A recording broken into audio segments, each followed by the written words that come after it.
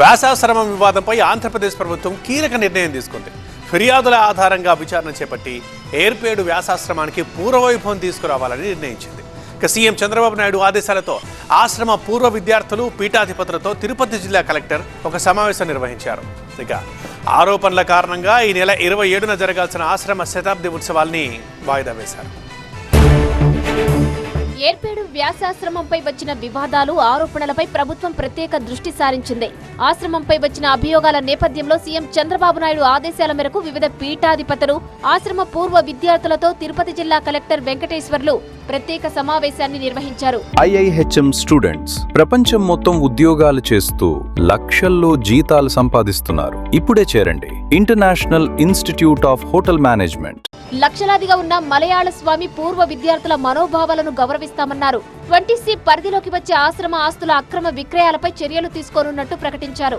ఏదైతే మలయాళ స్వామి వారు 100 సంవత్సరాల క్రితం రాసినటువంటి వీలునామాలు, ప్రధానంగా నెక్స్ట్ వచ్చినటువంటి స్వామివారు రాసినటువంటి వీలునామాలని పాటించే విధంగా కూడా చర్యలు తీసుకునే విధంగా కూడా మా ముందుకెళ్ళి అలా చేస్తామనేది కూడా చెప్తున్నాము. అదేవిధంగా మనం చూసుకున్నట్టయితే ఎక్కడ ఎటువంటి ఆస్తులు కూడా అన్యక్రాంతం కాకుండా చూసుకోవాల్సిన బాధ్యత ఎండోమెంట్ డిపార్ట్మెంట్ పైన ఉంది. కాబట్టి అవన్నిటిని కూడా ఎటువంటి ట్రాన్సాక్షన్ జరగకుండా కూడా చేయమని డిస్ట్రిక్ట్ ఎండోమెంట్ ఆఫీసర్కి కూడా డైరెక్షన్ ఇవ్వడం జరిగింది. అంతేకాదు ఈ నెల 27వ తేదీన జరగాల్సిన ఏర్పేడు వ్యాసాశ్రమ శతాబ్ది ఉత్సవాలను ప్రభుత్వం వాయిదా వేసింది. ఆశ్రమంలో జరగాల్సిన రోజువారీ కార్యక్రమాలకు ఇబ్బంది లేకుండా అభివృద్ధి ట్రస్టును పునర్నియమిస్తున్నట్టు తెలిపింది. పూర్తి స్థాయిలో బోర్డు ఏదైతే వ్యాసాశ్రమ అభివృద్ధి ట్రస్ట్ అనేది రిజిస్టర్డ్ ట్రస్ట్ 2005లో అప్పటి ఉన్నటువంటి పీఠాధిపతి వర్యులు ఏర్పాటు చేశారో దాన్ని ఫుల్ ఫ్లెడ్జ్డ్గా మళ్ళీ ఫంక్షనింగ్లోకి తీసుకొస్తూ దాని ఆధ్వర్యంలో శతాబ్ది ఉత్సవాలు చేస్తే బాగుంటుందని ఒక అభిప్రాయం. ఇది కూడా ప్రస్తుత మేనేజ్మెంట్ వాళ్ళకి చేరవేసి ప్రస్తుతానికి టెంపరీగా వాటిని పోస్ట్ పోన్ చేయమని కూడా వాళ్ళని రిక్వెస్ట్ చేయడం జరుగుతుంది. మలయాళ స్వామి తిరునామ ప్రకారం పూర్వ విద్యార్థులతో ఏర్పడే అభివృద్ధి ట్రస్టు ఆధ్వర్యంలోనే ఆశ్రమం నడిచేలా ప్రభుత్వం చర్యలు తీసుకుంటోంది. 100 ఏళ్ల చరిత్ర కలిగిన ఆశ్రమంలో నిబంధనలకు విరుద్ధంగా నడుచుకుంటున్నారన్న ఆరోపణలు వెల్లువెత్తాయి. ప్రధానంగా పరిపూర్ణానంద గిరిస్వామి సోదరుడితో పాటు ఆశ్రమ అధికారిగా ఉన్న అమర్నాథ్ రెడ్డిపై పెద్ద ఎత్తున విమర్శలు చెలరేగాయి. దాంతో వ్యాసాశ్రమ పరిరక్షణ సమితి నేతృత్వంలో పలు దఫాలుగా చర్చలు కొనసాగించినా ఫలితం లేకుండా పోయింది. దీంతో ప్రభుత్వమే నేరుగా జోక్యం చేసుకోవాల్సి వచ్చింది. అవినీతి అక్రమాలకు పాల్పడినట్టు తేలితే ఆశ్రమ అధికారిగా ఉన్న అమర్నాథ్ రెడ్డి పైన చర్యలకు వెనకాడబోమన్నారు శ్రీకాళహస్తి ఎమ్మెల్యే సుధీర్ రెడ్డి.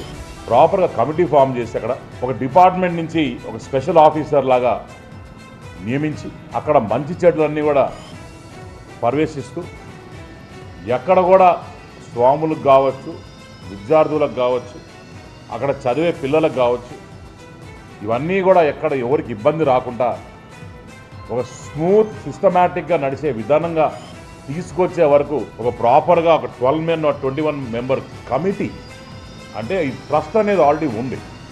సో ఆ ట్రస్ట్ని రివోక్ చేస్తూ, ఇప్పుడు ముగ్గురే ఉన్న ట్రస్ట్లో, ఆ ట్రస్ట్ని రివోక్ చేస్తూ ఎవరిని రిమూవ్ చేయాలా, ఎవరిని పెట్టాలా, ఏ రకంగా నడిపేయాలనే దాని మీద దృష్టి పెట్టి కేరళలో పుట్టి దేశవ్యాప్తంగా పాదయాత్రలు చేసి వేదాలు, ఉపనిషత్తులు అభ్యసించిన మలయాళ స్వామి 1912 నుంచి 12 ఏళ్ల పాటు తిరుమల గోగర్భం ప్రాంతంలో తపస్సు చేశారు. ఆ తర్వాత తిరుమల నుంచి ఆశ్రమాన్ని ఏర్పేడుకు మార్చి 115 ఎకరాల్లో దీనిని స్థాపించారు. కుల, మత, జాతి, లింగభేదం లేకుండా ఆధ్యాత్మిక విద్యను అందించడమే ఆయన ప్రధాన లక్ష్యం. అయితే ఆ లక్ష్యానికి వ్యతిరేకంగా నడుచుకుంటున్నారన్న ఆరోపణల నేపథ్యంలో వివాదాలు, అవినీతి అక్రమాలకు చెక్ పెట్టేలా సర్కార్ చర్యలు చేపట్టింది.